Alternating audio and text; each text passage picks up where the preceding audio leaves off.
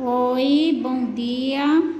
Hoje, dia 12, de maio, nossa primeira aula, nós vamos estar falando em geografia. Eu quero que vocês peguem o livrinho para estar acompanhando e abram na página de número 40. A semana passada a gente falou sobre o relevo, os tipos de relevo existentes no nosso Brasil, E hoje nós vamos falar da hidrografia, O que é hidrografia? Quando a gente fala da hidrografia, a gente vai estudar sobre as águas, O estudo das águas de um determinado espaço. E qual é o espaço que nós vamos estudar? A hidrografia, o estudo das águas do nosso Brasil, do nosso país, certo? Então, vamos entender, aqui está a definição do que é hidrografia, o significado dessa palavrinha, que é o estudo das águas de um determinado espaço. No caso, nós vamos especificar que é o do nosso país, do Brasil. Como as dos oceanos, as águas dos oceanos, dos mares, dos rios e dos lagos. Lembram quando a gente estudou sobre as águas? Onde poderíamos encontrar água doce e salgada.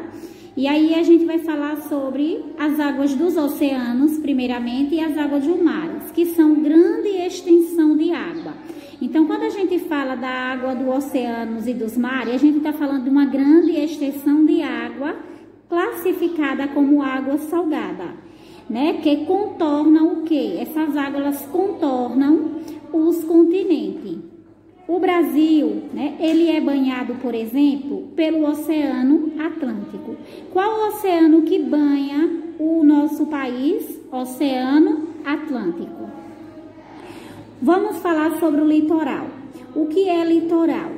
É a área de contato, com águas oceânicas. Então, toda vez que a gente fala do litoral, vocês vão saber que nós estamos falando da área de contato, com as águas oceânicas, que representa as águas dos oceanos. O Brasil, ela tem uma imensa área litorânea.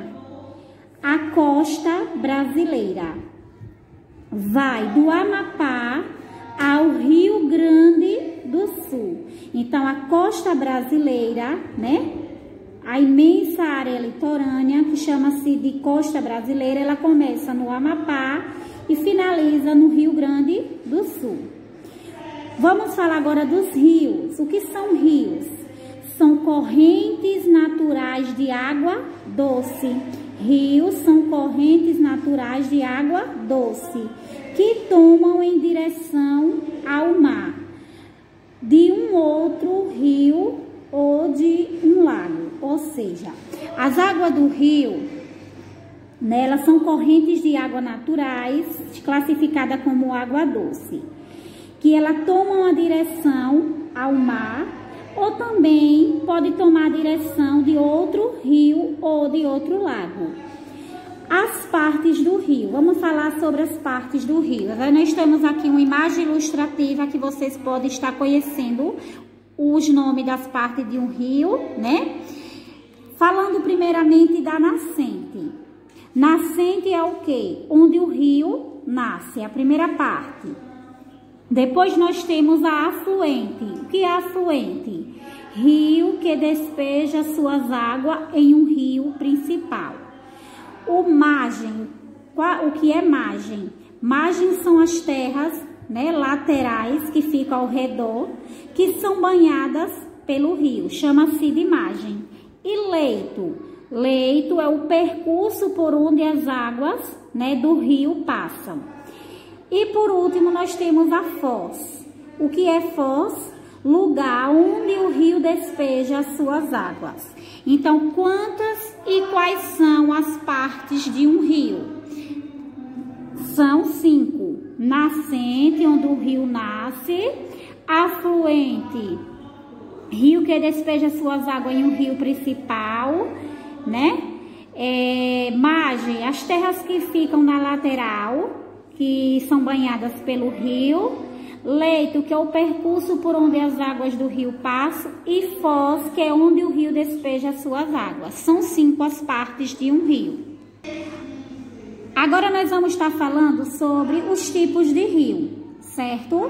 Os rios, os rios que nunca secam, eles são chamados de rios perenes. São aqueles rios que nunca secam, de inverno a verão, ele está sempre com água. Muitos desses rios, eles nascem no interior de onde? Do continente, né? E desembocam no mar. Quem são esses rios? Os rios perenes. Eles nunca secam, né? E eles sempre desembocam no mar. Os rios que secam em determinada época do ano, eles são chamados de rios temporários. Em geral, esses rios, ele nasce no interior do continente e lá mesmo desembocam. Ou seja, tem dois tipos de rio. Rio perene, que é o que nunca seca, e rio temporários, que são aqueles que secam por um determinado período. Por exemplo, no verão, aqui em nossa região, não faz muito, a temperatura não aumenta cada vez mais, muitos rios, eles secam, deixam de existir água por um tempo. A esses rios dá-se o nome de rios temporários. Vamos agora falar sobre o conjunto de terra, ou seja, ao conjunto de terra drenadas por um rio, chamamos de bacia hidrográfica. O que é uma bacia hidrográfica?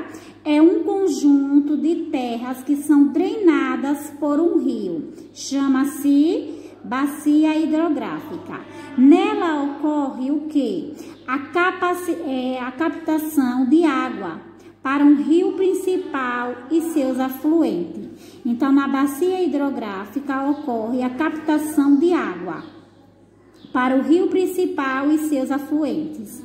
No Brasil, quais são as principais bacias hidrográficas? Vamos falar das 4 principais, as mais famosas, as mais populares bacias hidrográficas, que são 4. Bacia hidrográfica do rio Amazonas, bacia hidrográfica do rio Tocantins, bacia hidrográfica do rio São Francisco e a bacia hidrográfica do rio da Prata. São essas 4 principais. Além dessas encontradas ainda, né, temos as bacias costeiras e as bacias secundárias. Além dessas 4 principais bacias hidrográficas, né, são encontradas as bacias costeiras e as bacias secundárias.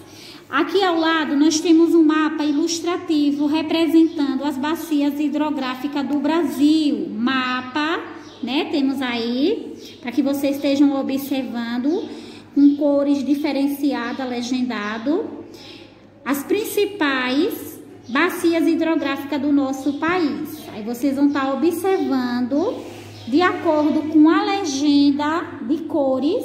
Estão vendo aí? Vermelho, azul, roxinho, verde e amarelo.